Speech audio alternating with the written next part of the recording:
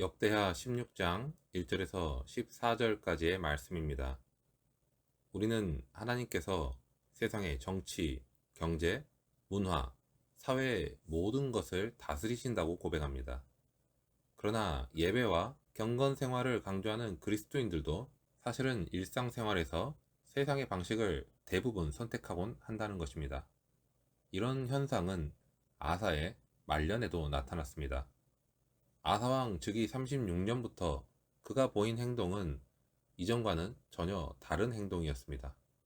북이스라엘에서는 바하사가 쿠데타를 일으켜 여로보암 왕조가 멸망당하게 됩니다. 그리고 바하사는 예루살렘에서 8km 정도 북쪽에 있는 라마성을 봉쇄하여서 북이스라엘 백성이 유다로 이주하지 못하게 막았고 또 유다를 군사적으로 압박하려 했습니다. 유다의 군사력만으로 이것을 막기 어렵다고 판단한 아사는 아람왕 베나닷에게 바하사를 공격해달라고 요청하게 되고 성전과 왕궁 곳간에 금과 은을 뇌물로 바치고 맙니다. 바하사는 라마에서 철수하게 되고 유다는 그 틈을 타서 라마를 점령하여 그 돌과 제목을 가지고 게바와 미스바를 건축했습니다. 결과만으로 보면 아사의 선택은 마치 성공한 것처럼 보입니다. 그러나 이 사건 이후에 아람은 유다와 이스라엘을 지속적으로 괴롭히게 되었습니다. 원래 아람은 이스라엘에게 조공을 바치는 나라였습니다. 하지만 이 사건 이후로 유다는 아람에게 조공을 바치는 처지가 되었고 이스라엘과 유다 사이의 분쟁에 다른 나라들이 개입하게 되는 계기가 되고 말았습니다. 세상의 지혜는 당장은 효과가 있어 보이지만 결국에는 하나님의 자녀를 하나님과의 관계에서 멀어지게 만들고 그의 삶을 피폐하게 만듭니다. 열왕기에는 아사의 이 선택에 대한 평가가 기록되어 있지 않습니다. 그러나 역대기 저자는 선견자 하나니를 등장시키므로 하나님께서 아사를 책망하셨다는 것을 드러내고 있습니다. 아사가 굿수와의 전쟁에서 승리하고 이후의 통치 기간에 전쟁이 없었던 이유는 그가 세상의 지혜를 굉장히 잘 활용해서가 아니라 온 백성과 함께 하나님을 찾았기 때문이었습니다. 그러나 아사의 이번 선택은 명백히 하나님이 아니라 아람 왕을 의지한 것이었습니다. 여기에서 아사는 다시 어리석은 선택을 하고 말았는데 책망하기 위해 온 선견자 하나니의 그 쓴소리를, 즉 하나님을 의지하지 않고 아람 왕을 의지한 결과 아람 왕이 아사 왕의 손에서 벗어난 것과 하나님을 의지하지 않은 것 때문에 유다 땅에 전쟁이 있을 것이라는 경고를 받았을 때 아사 왕은 그 선견자를 옥에 가두는 죄를 범하고 말았습니다. 이전에 아사 왕은 하나님의 말씀에 열심히 귀를 기울이던 사람이었습니다. 아사랴가 찾아와서 하나님의 명령을 전했을 때 아사 왕은 크게 불만을 품지 않고 그의 마음을 강하게 하여서 온 나라를 개혁으로 이끌었습니다. 하지만 이번에는 그렇지 않았습니다. 아사 왕은 더 이상 하나님의 말씀, 하나님의 그 쓰디쓴 말씀 앞에서 겸손함으로 나아가지 못했습니다.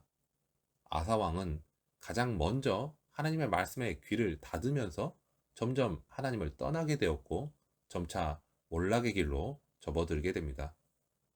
아사 왕은 41년간을 통치했는데 그의 마지막 6년 정도의 기간은 결코 아름답지 못했습니다.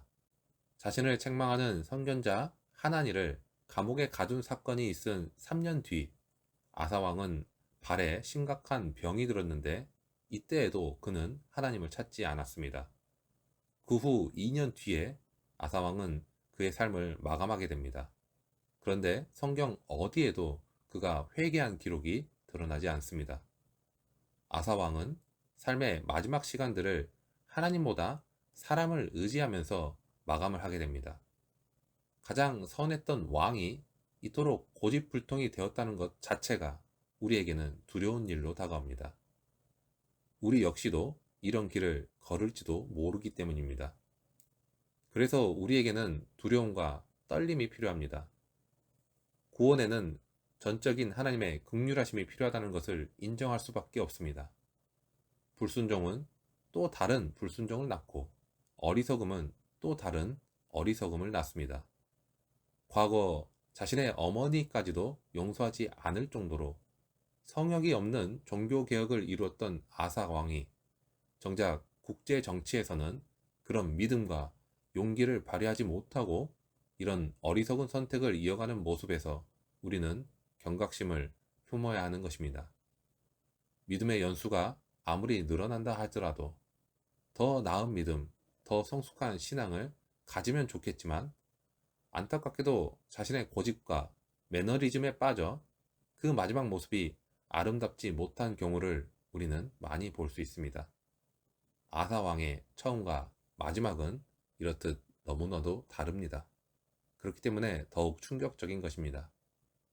아사가 종교개혁을 실천할 때 아무것도 두려워하지 않았던 그 담대함으로 바하사의 위협에 대처했더라면 얼마나 좋았을까요? 아사는 잘못된 예배, 주술적인 신앙을 타파하는 일을 잘 감당했습니다. 하지만 그는 거기에서 그치고 말았습니다. 하나님은 우리가 단지 공식적인 예배의 자리에서만 하나님을 기억하기를 원하시는 분이 아닙니다. 하나님께서는 우리가 살아가는 삶의 모든 자리에서 하나님을 기억하며 하나님을 나타내기를 원하십니다. 사람들이 올바른 지도자를 찾는 것 이상으로 하나님은 하나님의 마음에 합한 사람을 찾으십니다. 전심으로 하나님께 향하는 자들, 즉 전심전력으로 하나님께 매달리는 사람을 찾으십니다. 이런 사람은 하나님께만 그 마음이 100% 헌신된 사람이기 때문입니다. 시편 119편 2절의 말씀입니다. 여호와의 증거들을 지키고 전심으로 여호와를 구하는 자는 복이 있도다. 올바른 사람관을 가진 사람은 자신의 모든 것을 주고 싶은 사람을 만나게 되면 그 사람을 사랑한다 생각하고 결혼을 하게 됩니다. 그런 의미에서 보면 사랑은 집중력이라 할 수 있습니다. 한 사람만을 사랑하는 것입니다. 만약 자신의 남편이나 아내가 배우자에게 나는 당신을 첫 번째로 사랑해요. 그런데 그 다음은 내가 아는 그 사람이고 그 다음은 저 사람이에요 라고 한다면, 그렇게 말하는 것이 서로가 순위를 매기고 있다면 당연하게도 그것은 사랑이라 할 수 없습니다. 하나님께서 말씀하시는 것은 이것과 같습니다. 하나님께서는 결코 먼저 우리를 버리지 않으십니다. 하지만 하나님을 버린 인생에게는 하나님께서 그 보호의 손길을 거두십니다. 그리고 그때부터 그 인생의 평화는 없어집니다. 아무리 강하고 세상에서 잘 되고 경제적인 부를 이루며 종교적인 명목으로 많은 것을 이루어도 하나님께서 함께 하시지 않으면 그 인생은 허무해집니다. 그런데 더욱 안타까운 것은 하나님께서 이렇게 삶 가운데 회개하라 말씀을 해 주시는데도 불구하고 자신의 죄를 깨닫지 못하고 오히려 자신이 중요하게 생각하는 것들에 빠짐으로 더욱 하나님과 상관없는 삶을 선택한다는 것입니다. 예수님의 표현대로 하면 들을 귀가 없는 것입니다. 지금 자신이 잘 하고 있다고 해서 이러한 삶의 선택이 계속 끝까지 지속된다는 보장은 어디에도 없습니다. 하나님의 입장에서는 우리를 포기하지 않으시지만 우리의 입장에서는 우리의 선택에 의해 하나님의 선하심을 맛보지 못하는 결과로 나아갈 수도 있다는 것을 우리는 잊어서는 안 됩니다. 자신의 삶의 현실에 시선을 빼앗기지 마시기 바랍니다. 오직 하나님을 바라보며 하나님께서 지금 나에게 무엇을 원하시는가를 묻고 순종하시기 바랍니다. 하나님께서 부르시는 그날까지 한결같은 믿음으로 겸손하게 하나님만을 의지하는 우리 모두가 되기를 간절히 소망합니다.